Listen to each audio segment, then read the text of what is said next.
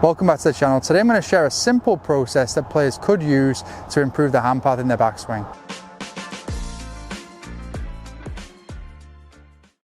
Thanks once again for joining me. So today, before we get into the main content of the video, let's just recap what I've seen as far as hand pathing good ball strikers. So using the 3D here, I'm going to put an image up on the screen and you can see that the hand path with a good ball striker would typically move slightly this way, slightly away from the body in the start, and then at around, let's say, club shaft parallel to the ground is where we're going to see the hands start to work a little deeper than where they started.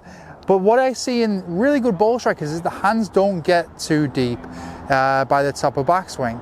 So that's just something to keep in mind throughout this video here, because for many players the process I'm going to show you feels as though the hands are way more in front, more this way than they're used to. Okay, and it's also worth keeping in mind as well the relationship between the hand path and the rotation of the body, because what I've seen a lot of players is that the hands, they may not get too deep, but in relation to the body, because it's not rotated, the hands have moved behind or out of sync of the rotation of the body. So the hands being deeper than the body in relation to the rotation then puts them in a position when they go to transition where it's very easy for them to get their arms trapped. So the exercise that I'm going to share today helps with not just the hand depth in general, how deep the hands get, but it also helps to keep the hands in a good relationship to the body and the rotation as well. So what we're going to do is we're actually going to put an emphasis on creating more space between the body and the hands, essentially getting the hands further away from the body, being wider in the backswing, because what I see with players where the hands get deep in this way that I'm rehearsing here is even if the body was to rotate with them as well, if I show you from face on, there's not really much width to that movement there. So if I was to go in here and kind of take my hand position, you can see how close my hands are to my body. So the exercise that I share with players a lot of the time is if they were to set up, and I'll show you this from down the line in just a moment, and simply allow their arms to hang and then reach their lead hand down their toe line as if they were going to shake hands with someone in this way here. And the only real reference I give them from a body standpoint is, can they just keep their head inside their trail foot? So not reaching in a way where there's too much shift of the body. So we're going to reach along the toe line. We're going to keep our head just inside our trail foot. We're allowing the body to rotate and move in response to where the hand's going.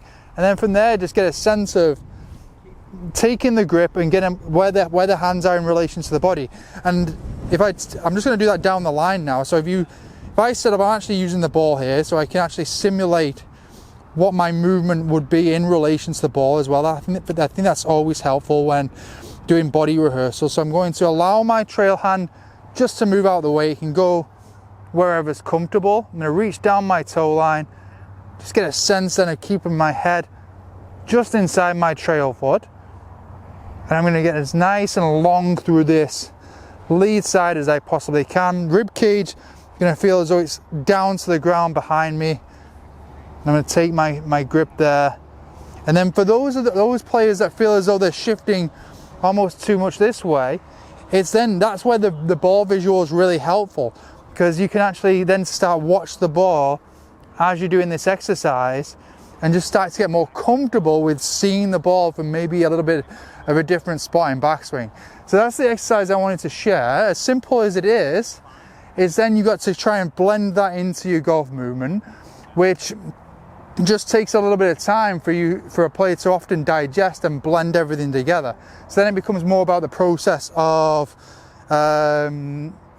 transitioning the movement into a more improved pattern using a little exercise there. So after doing a couple of those, I'm going to set up. I'm going to try and get the sense, the same feel there. See my hand path there, pretty good. And what we saw in the visual at the start is the hands moved a little in front. So if I do that exercise there, you'll see that as I go to reach, there's a slight little shift this way. So it even helps that little takeaway move, that movement there in that little exercise there as well. So it's just really helpful all around. And I'll tell a lot of players that once they're in that position, this position here, they actually very unlikely they're going to have to rehearse much further back. So they can get to a good position here and then just be very aware of how they're going to start moving back to the target. That's a good place to go from. Let's hit a couple here, see how we can do. So I'm going to get set up. Good sense, feels a lot wider to me. Making sure my head's not shifting too much, just being aware of my head is in relation to my trail foot. One thing I also like about this is while it really cleans up a lot of wrist movement, the wider a player is, typically removes some of the unnecessary compensations in the wrist. Okay, let's see how, love that feel. Oh my gosh, it was so flush. So if you want to look at improving your hand path, maybe try that little reach exercise there. As I mentioned to some players, it can often feel as though the hand path is way more this way in comparison to where they've been. But as long as the body rotates nicely and the rotation matches the hand path, which is at this point here should be somewhat in the middle of the body, you should be in a good spot. The rotation is what's really helpful to make sure that you don't start getting too much this way in the start of downswing.